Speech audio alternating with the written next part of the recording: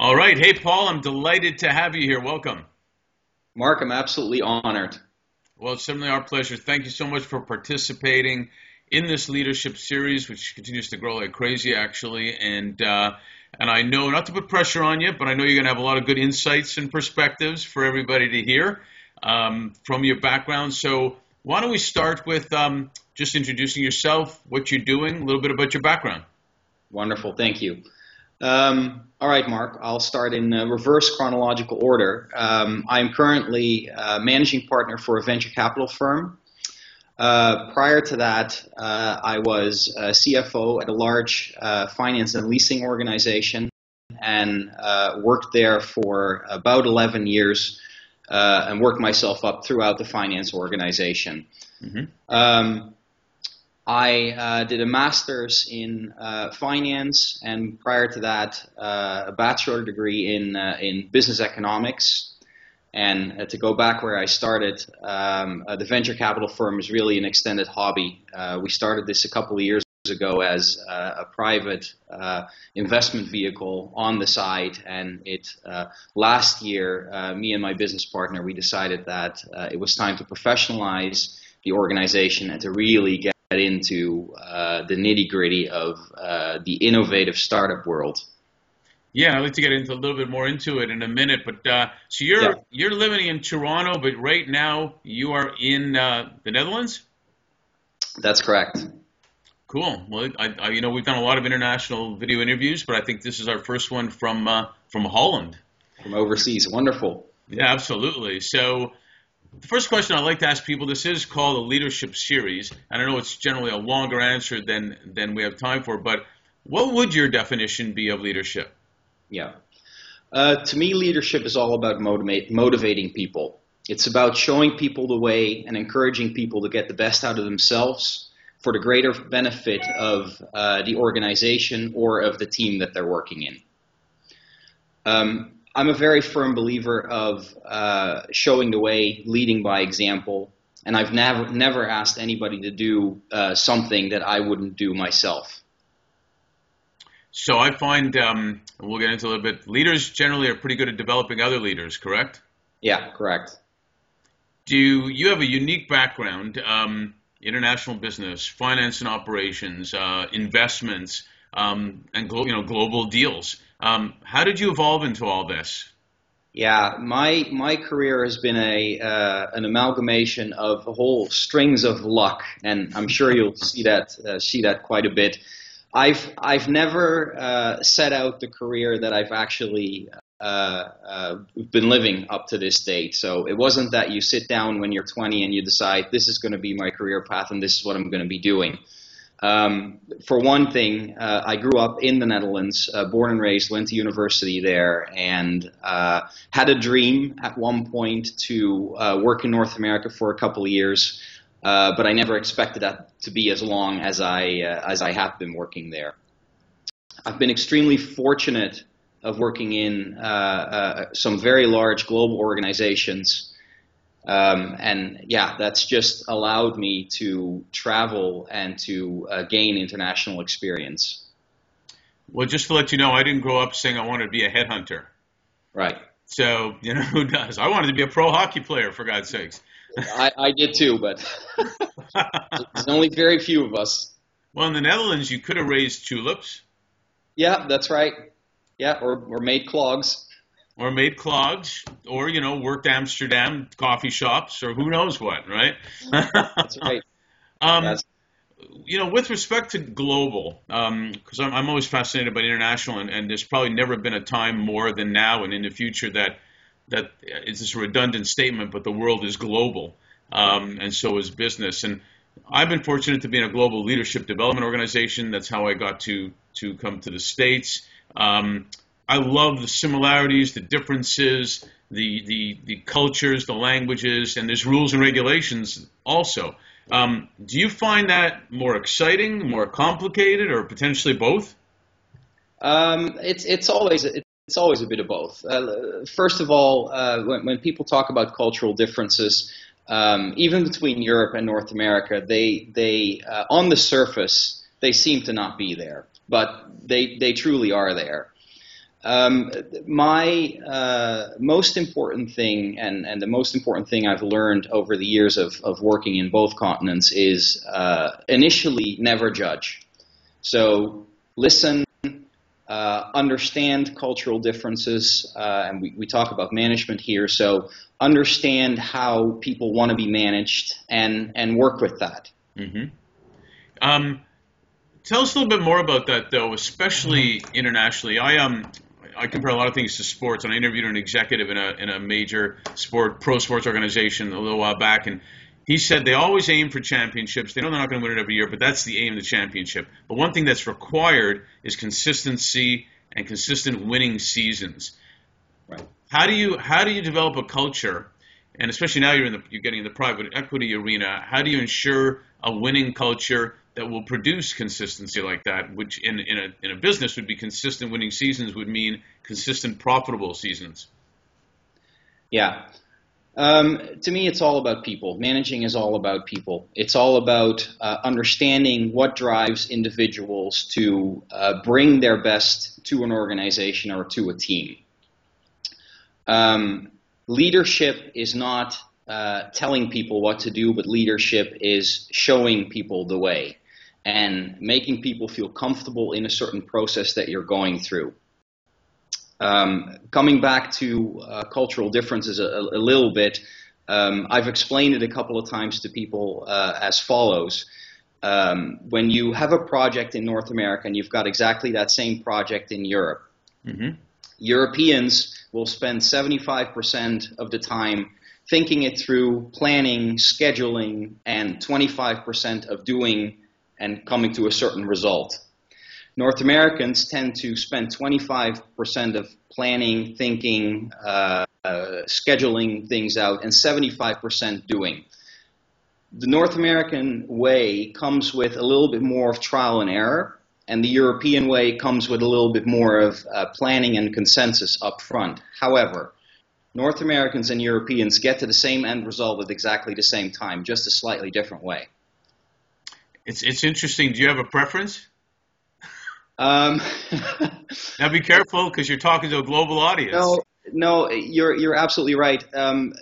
Because of my extensive experience in North America, and I actually have more work experience in North America than I do in Europe, I tend to say I prefer the North American way. I'd like to roll up my sleeves, get my hands dirty, and get going with something rather than talking about it for a little bit too long. Well, it's interesting. I come from Canada, which is obviously right beside the States, and we both are great countries, but Canadians are generally more conservative, if you will, whereas Americans are more entrepreneurial. And I kind of like the more entrepreneurial, but I also recognize the advantage of the conservatism, if you will, that Canada has. So it's a balancing act, right? Absolutely. How do you find, going into the private equity arena that you're in, when you're assessing a company, evaluating a company, aside from obviously the financial aspects of it, talent, people are still, as you said before, the number one factor. How do you evaluate a management team? How do you determine in a global organization, for example, to create trusted relationships that allow you to be successful? Things of that nature. Yeah. Creating trust is all about vulnerability for me. I have never been afraid to say I don't know, especially having moved countries a couple of times. It's perfectly normal to be in a financial position and not know all the ins and outs about local GAAP, about local taxes.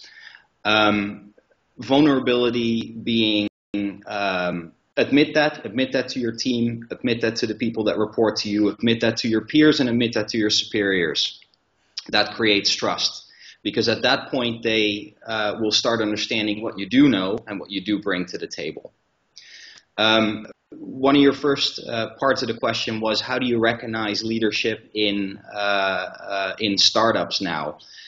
There it becomes a little bit more difficult because most of the startups that we invest in require seed capital, so they're generally people that are in a fairly early stage of their careers, and they haven't really developed their management style.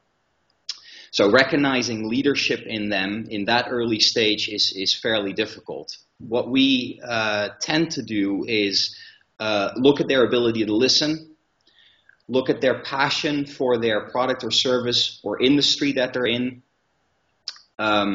Look whether people recognize the knowledge gaps that they have and admit them right away. I think that's extremely strong if people say, I'm really good, I've invented this product, I'm very good, I know all the technical details of this product, but I have no idea how to bring it to market, I have no idea how to finance my business. That shows a tremendous amount of strength. And we're always a little bit hesitant with teams that do the opposite, that come and that say, we figured it all out, we just need your money. It's a great point. I've heard that so many times that the investors get worried when they say, if we only had your money, it's done. We got it. Yeah. So that kind of scares you, right? Absolutely. Absolutely. And our venture capital firm, we're focused on not just delivering money. We're focused on that synergy between the management team of the startup and us as an organization, because we'd like to contribute more than just seed capital. Well, and there is a difference between leaders and managers as well. Do you see that? Do you define it while you're evaluating? Absolutely, absolutely. Where, as I said earlier, manager will tell you what to do and when to do it, and a leader is somebody that'll show you how to do something and kind of guide you through a process. How about when you've got ABC company and they've got product X, and I've seen this many times too. Sometimes the product is fantastic, management so-so. Sometimes management's spectacular, the product so-so. Do they both have to be like right on, or is there one that could work anyway? Yeah. So you obviously you prefer them both to be right on the ballpark, and we're in an economic situation where there's a lot of innovation going on. You see that in your neck of the woods. We see it here in Europe. We see it in Canada with all the incubator programs. So both on the money would obviously be preferable. For me, a product not fully developed, but a management team strong enough to understand how to differentiate their product is more important than a perfect product and a management team that will not be able to put it into the market. Smart. So, yeah. Again, leadership has priority over a finished, fully worked out concept of a product or service. So for our business audience here, and for me to even get further clarification, every private equity firm, every investor always wants to see first, get first crack at the best one, right? Yeah. The double, the AAA investment, this and that. They don't Right. want the B's or C's. They want first crack at that. Of course. How do you? You're a young, interesting name, a young venture capital firm. How do you do that? It's a very competitive world. The venture capital business really started booming in the early 80s, and it went through a bit of a lull in the financial crisis between 2007 and 2009. But we really see a huge uplift in startups, innovation, and venture capital over the past couple of years. So there's a lot of competitors. There's a lot of very large, well-known venture capital firms that everybody flocks to initially. So what we do to differentiate ourselves is we try and associate ourselves with incubator programs that are generally either run by or very tight with some of the big universities, either in North America or in Europe. You might not get first crack at that point, but at least you're there. We've co-funded a number of deals with larger venture capital organizations, and hey, we're still in a growing phase too. So we're learning how this business works. And business audience listening, we got a lot of people. If they've got a startup. Do you have any criteria of the industries, types of startups, whatnot you'd be interested in? Yeah, we are very traditional venture capital firm. So for us, it's internet and tech. The criteria that we have listed on our website are we need a very passionate and well-balanced management team. We need a capital-efficient business model. So we're not into financing large capital-intensive production plants and that type of stuff simply because we don't have that size. We need a very scalable model. So you need to be able to take the product, expand it over regions, different industries, and we need to have a very compelling value proposition. So we need to be able to, really add value as an organization. And is there a financial number criteria or range that you prefer? Currently, we are somewhere in between the $100,000 to $1 million range. Awesome. So, I know a good executive search firm you can invest in. No, I'm just kidding. Fantastic. I'm just kidding. The last question, I guess, related to this whole thing is, what advice would you give young and upcoming leaders on how they should prepare for their future with respect to everything you're saying, relationships, I mean, people go to school, they wonder, what should I do when I grow up? And we talked about who knows. So how would you prepare them or advise them what they should do, for their future? Yeah. So a number of things come to mind. Be eager, be enthusiastic, willingness to learn. A very important thing that I've always noticed in my career is do what you say. So live up to your commitments, no matter what it takes. Right. I'm a firm believer of a healthy work-life balance, but when it comes to meeting deadlines and keeping commitments, go above and beyond. And there's numerous examples, I'm sure you can recite some, where you've spent until the wee hours in the night trying to meet a deadline. Those are things that set you apart from your competition. And one last thing that I've only actually recently over the last 5 to 8 years have learned is express your ambitions. I was always very hesitant to say, oh, I aspire a certain level within the organization, and senior management was always asking me, well, what do you really want? And it wasn't always clear. And until I figured out that I needed to express what my ambition was, that was the only time senior management could actually guide you to get through to a certain level. Yeah, it's great advice. The Deloitte & Touche partner told me years ago, one of the ones I liked, told me years ago. Yeah. He said, if you want to be a partner, act like a partner. Don't wait till you're a partner to act like a partner. Correct. Made a lot of sense. All right, some real personal questions right now. These are kind of like 2 to 3 word answers. Do you have a pet? Yeah, we do. We have a dog. Cool. Well, we're doing a series that's going to be called Pets and Their Executives. Fantastic. So you'll have to make a note. Send us a picture of you and your dog and his name, all right? Absolutely. All right, cool. Do you have a favorite activity or sport? I've been playing hockey since I was 6 years old, so I know you and I have that in common. Yeah, exactly. We'll have to get on the ice one time together. That would be wonderful. It would be. Favorite movie or TV show? Favorite movie is Pulp Fiction. Wow. It's an older movie. I absolutely love everything Quentin Tarantino has ever done, and I own it too. And favorite TV show, I don't watch a lot of TV. I actually don't have cable at home. We watch some stuff online, but Big Bang Theory is one of my recent favorites. Good choice. Pretty funny. How about favorite music, favorite food? Favorite music is I've been to I think about 4 Foo Fighter concerts. So and hopefully I'll be able to catch one in Amsterdam very soon.